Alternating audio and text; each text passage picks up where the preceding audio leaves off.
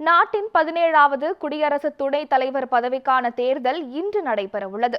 நாட்டின் 2வது உயரிய அரசமைப்பு பதவியான குடியரசு துணைத் தலைவர் பதவியை வகித்து வந்த ஜக்தீப் தன்கர் கடந்த ஜூலை 21ஆம் தேதி திடீரென ராஜினாமா செய்தார். இந்நிலையில் குடியரசு துணைத் தலைவர் தேர்தல் இன்று நடக்கிறது.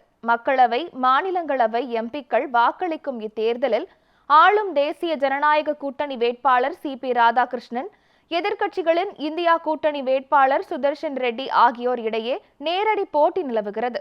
இந்நிலையில் இன்று நடைபெறவுள்ள குடியரசு துணைத் தலைவர் தேர்தலை புறக்கணிக்கப் போவதாக பிஜு ஜனதா தளம் கட்சியின் MP சஷ்மித் பத்ரா அறிவித்துள்ளார்.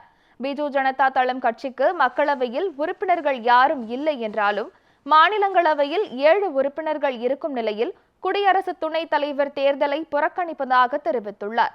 அதேபோல குடியரசு துணைத் தலைவர் தேர்தலில் யாரையும் ஆதரிப்பதா அல்லது வேண்டாமா என்பது குறித்து இன்னும் முடிவெடுக்கவில்லை என்று பாரத ராஷ்டிர சமிதி கட்சி தெரிவித்திருந்தது.